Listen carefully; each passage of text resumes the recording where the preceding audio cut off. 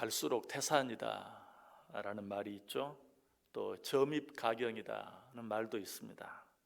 오늘 본문을 보면서 그런 생각을 하게 됩니다.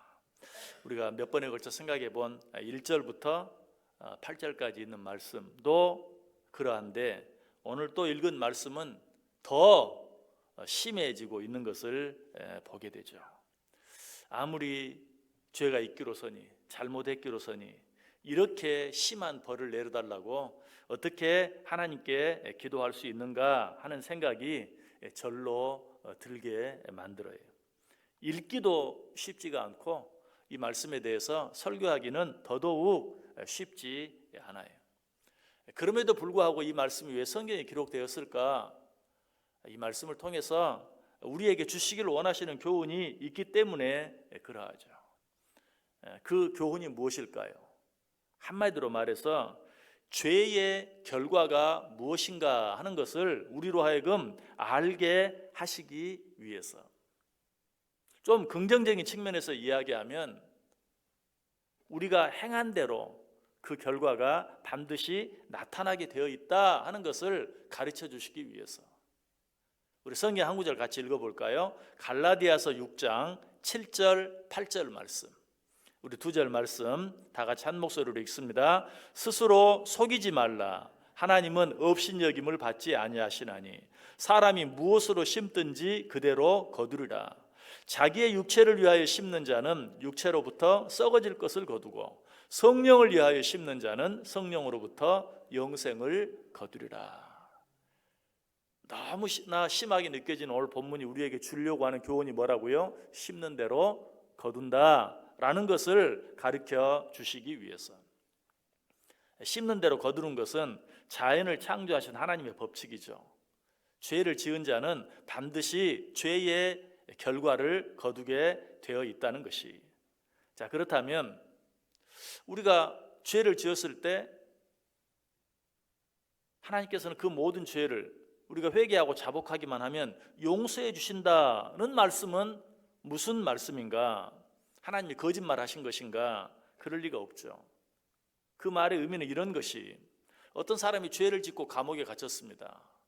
그런데 감옥에 갇혀 있다가 거기에서 복음을 듣게 되고 그 복음을 듣고 예수 그리스도를 믿게 되었어요.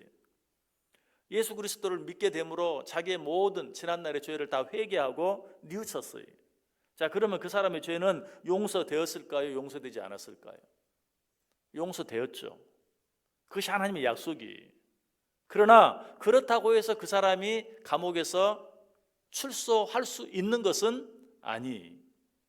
자기가 지은 죄의 결과를 다 치르고 감옥에서 나올 수 있는 것이죠. 이것이 바로 우리가 회개함으로 죄의 용서 받는 것과 일상에서 죄의 결과를 치르는 것의 관계예요. 하나님은 우리를 구원하시고 우리에게 영생을 주시는 일에 있어서 우리가 이미 회개한 그 어떤 죄에 대해서도 묻지 않으세요. 그러나 그 죄의 결과는 육신적으로 일상을 살아가는 동안 치르게 되어 있다. 아니, 설령 그렇지 않다 할지라도 그 죄의 결과는 자동적으로 우리에게 나타나게 되어 있어요. 어떻게? 죄를 지으면 어때요? 내가 그 죄를 지음으로 말미암아서 회개하고 용서받았다 할지라도 죄를 지은 자는 그 죄로 말미암아 마음의 기쁨을 잃어버리게 돼요. 죄책감에 시달리게 돼요. 한 가지 더 예를 들어본다면, 어떤 사람이 죄를 짓다가 높은 곳에서 떨어졌어요. 그러다가 팔이 부러졌어요. 그 순간 그는 죄를 깨달았어요. 그래서 내가 또 죄를 지었습니다. 회개했어요. 자, 그 사람의 죄는 용서되었을까요? 안 되었을까요? 용서받았어요. 그렇다고 해서 그 순간에 그 팔이 다시 낫는 건 아니. 또 그렇다고 해서 그 사람이 그 다친 팔에 어떤 후유증도 남지 않게 되는 것도 아니. 바로 이와 같은 것이, 우리가 하나님 앞에 죄를 짓고 그 죄를 뉘우치고 회개하면 하나님께서는 그 죄를 용서해 주세요. 다시 말해서 그 죄로 말미암아 우리를 구원해 주지 않으시거나 아니면 우리를 구원하셨다가 그 구원을 취소하시거나 하시는 일은 절대로 없다는 것이. 그럼에도 불구하고 우리는 그 죄의 결과를 우리 눈으로 볼 수밖에 없다. 이 땅에서. 이런 원리에 대해서 출애굽기 34장 7절 말씀이 잘 이야기해 주고 있어요. 자, 출애굽기 34장 7절 말씀 우리 같이 한번 읽어봅니다. 인자를 천대까지 베풀며 악과 과실과 죄를 용서하리라. 그러나 벌을 면제하지는 아니하고 아버지의 악행을 자손 3, 4대까지 보응하리라. 죄의 결과는 반드시 나타나게 되어 있어요. 우리는 이 사실을 알아야 돼요. 우리가 너무나 잘 아는 말씀이 한 구절 있죠. 어떤 말씀이냐면 요한일서 1장 9절에 있는 말씀이. 자, 이 말씀도 같이 한번 읽어봅니다. 요한일서 1장 9절 시작. 만일 우리가 우리 죄를 자백하면 그는 미쁘시고 의로우사 우리 죄를 사하시며 우리를 모든 불의에서 깨끗하게 하실 것이요. 자, 우리가 너무나 잘 아는 말씀이죠. 죄 용서에 대한 말씀을 할 때마다 함께 나누는 그런 말씀이. 그런데 이 말씀도 우리가 너무 잘 알기 때문에 너무 잘 아는 만큼 또 너무 잘 오해하는 그런 말씀이기도 해요. 자, 이 말씀의 의미는 무엇입니까? 죄를 회개한 자는 그 죄의 결과까지도 없게 할 수 있다라는 말이 아니. 이 말씀은 죄를 회개한 자는 아까 말씀드린 것처럼 절대로 그 죄 때문에 회개했다면 구원의 축복이나 영생의 축복을 빼앗기는 것은 아니. 그러나 그 죄에 대한 그 결과가 어떤 것도 그에게 나타나지 않는다는 말은 아니.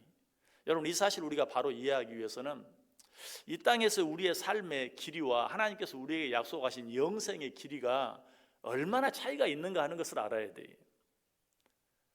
어떤 죄를 지었더라도 회개하고 자백하면 그것으로 인해 끝이 없는 영원한 생명을 빼앗기지는 않아요. 그러나 이 땅에서 그 죄의 결과는 우리 눈으로 보게 된다. 이 사실을 누구를 통해 가장 잘 알게 됩니까? 바로 이 말씀을 기록한 다윗을 통해서 가장 잘 알게 돼요. 다윗은 우리아의 아내를 취하했죠. 그리고 나서 그것을 감추기 위해서 우리아를 죽였죠. 결국은 그 일로 인하여 어때요? 우리아를 통해서 얻은 아들을 잃게 되는 그런 벌을 받는 것을 보아요. 그것뿐만이 아니죠. 암논이 자기의 이복 누이를 강간하는 일을 자기 눈으로 보아야만 했어요. 거기서 또 한 걸음 더 나아가죠. 자기 아들 압살롬이 자기 후궁들을 백주에 강간하는 일을 또 자기 눈으로 보고 경험해야만 했어요. 이것이 바로 다윗이 지은 죄의 결과였어요. 하나님이 다윗이 지은 그 죄를 용서했을까요? 용서하지 않았을까요? 용서했어요. 그럼에도 불구하고 다윗은 그 죄의 결과들을 보아야만 했던 것이. 그러므로 우리는 아까 생각했던 요한일서 1장 9절 말씀, 만일 우리가 우리 죄를 자백하면 저는 미쁘시고 의로우사 우리의 모든 죄를 사하여 주실 것이다 라는 이 말씀만 기억할 것이 아니라 그 말씀을 생각하기 전에 먼저 생각해야 될 말씀들이 있어요. 그 가운데 하나가 로마서 6장 23절 말씀이. 우리 같이 한번 읽어볼까요? 시작. 죄의 삭은 사망이요 하나님의 은사는 그리스도 예수 우리 주 안에 있는 영생이니라.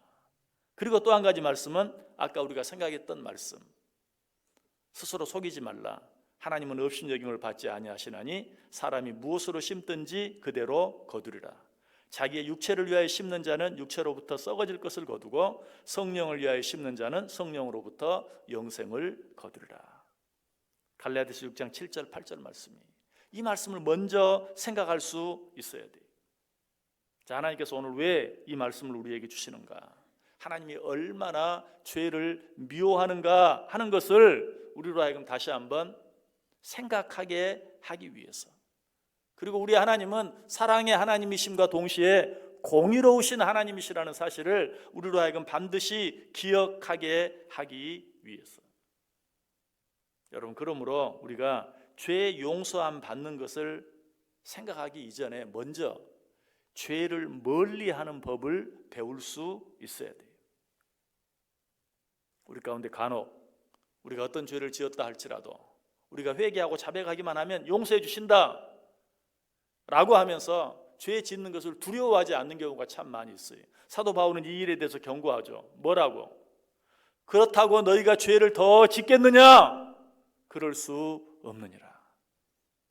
하나님께서 우리가 모든 죄를 자백하고 뉘우치기만 하면 용서해 주신다고 너희가 죄를 더 짓겠느냐? 그럴 수 없느니라.